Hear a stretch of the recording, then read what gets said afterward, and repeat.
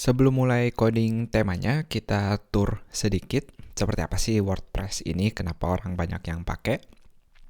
Pertama, setiap mau ke admin panel, kita ke bagian instalasinya, lalu /wp admin. Di sini kita akan berada di form login, silahkan login dengan username dan password yang udah didaftarkan. Lalu, misalnya kita mau ngepost sesuatu, kita tinggal klik post ini. Lalu add new di sini atau menambahkan yang baru. Kita kasih judul, saya kasih nama judul baru, lalu bisa meletakkan konten di sini. Dan salah satu yang favorit adanya WYSIWYG ini atau what you see is what you get, di mana kita bisa ngatur misalnya mau teksnya di tengah seperti ini, atau user mau bikin list, mau bikin tulisannya tebal, miring, dan lain-lain. Saya akan klik publish, kita lihat contohnya aja. Setelah selesai kita bisa visit site-nya.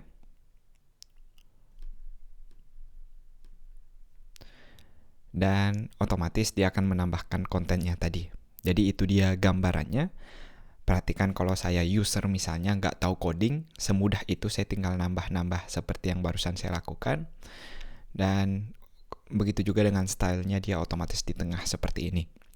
Itu dia salah satu alasan kenapa orang banyak prefer menggunakan CMS seperti WordPress ini. Kita balik lagi ke fokus utamanya, yaitu membuat tema. Silahkan buka foldernya, cari instalasi WordPress-nya, lalu ada yang namanya WP Strip Content di situ, diklik, lalu cari yang namanya Themes, kita buka di sini.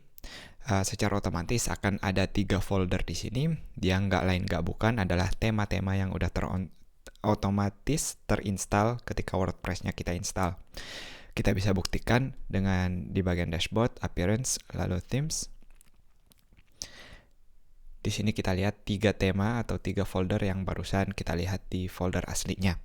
Jadi setiap kita mau bikin tema atau mengedit temanya, kita harus ke path ini tadi, yaitu instalasi WordPress-nya, WP Strip Content, lalu themes.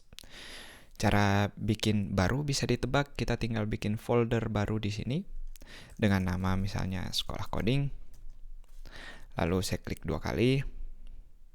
Di sini tentu masih kosong, silahkan dibuka foldernya di text editor, bisa drag and drop tergantung fungsionalitasnya masing-masing, atau bisa file open atau file new seperti biasa. File barunya kita save langsung dengan nama index.php di dalam folder ini tentunya.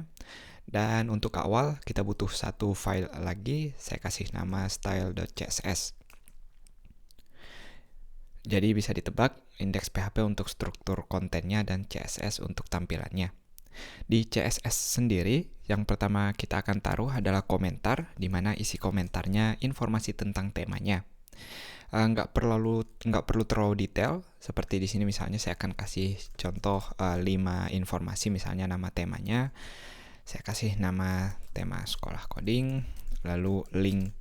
Kalau kita punya link untuk menghosting temanya ini, untuk melihat preview dan lain-lainnya, kita bikin palsu aja. Saya kasih nama sekolahcoding.com, lalu author atau yang membuatnya tim sekolah coding, lalu link dari autornya tadi, saya kasih website saya, dan sedikit description atau penjelasannya, tema untuk tutorial.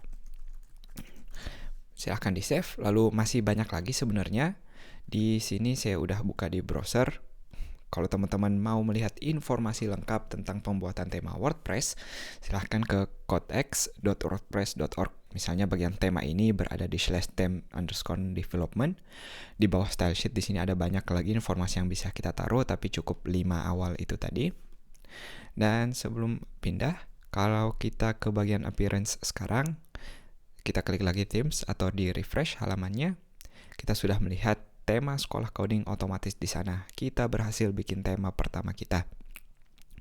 Kalau mau ada gambar di sana, silahkan masuk ke dalam foldernya, lalu menaruh gambar di sana. Kita kasih namanya yang penting, yaitu screenshot. Screenshot seperti ini. Kalau kita refresh sekarang, kita akan lihat gambar tadi di sini. Lalu kita bisa klik activate untuk mengaktifasi temanya. Dan kejutannya ketika kita visit site-nya sekarang, semuanya kosong. Kenapa? Karena yang bertanggung jawab untuk mengeluarkan konten adalah indeks PHP ini. Sementara indeks PHP sekarang kita kosong. Makanya kita buktikan, misalnya saya taruh H1 di sini, sekolah coding. Kita pindah ke websitenya, refresh. Kita lihat output H1 sekolah coding tadi di sini. Jadi mulai dari sekarang kita akan ngelihat fungsi-fungsi dari WordPress apa aja yang bisa kita pakai untuk mengeluarkan kontennya. Misalnya kita mengeluarkan post terakhir, kita akan buka tag PHP. Ingat, ini file PHP, jadi semua yang akan kita tulis di sini adalah kode PHP. Dan yang pertama, kita bisa bikin pengujian. Ketika kita punya post, fungsinya adalah if have post.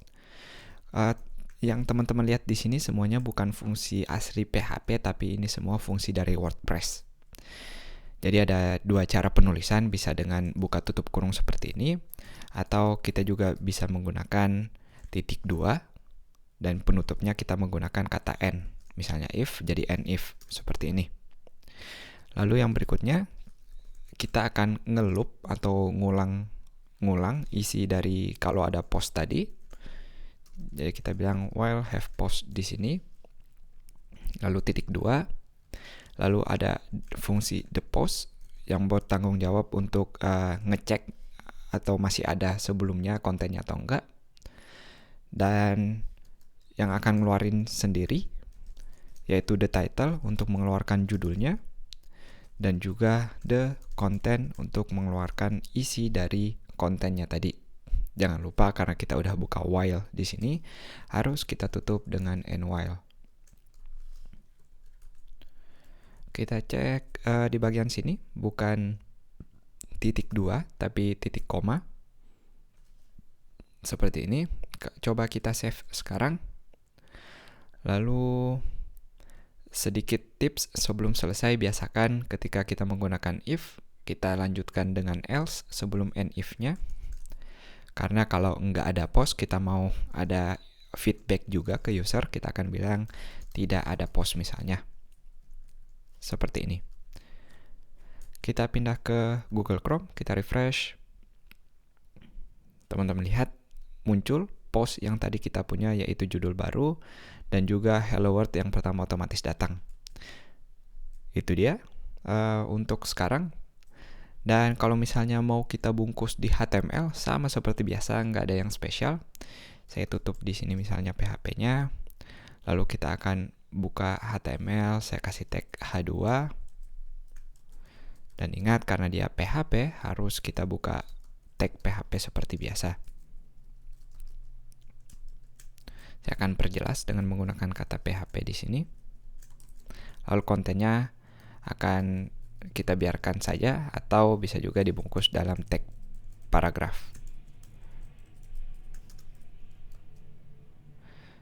Dan dimulai lagi tag PHP-nya dengan tanda tanya lalu PHP seperti ini.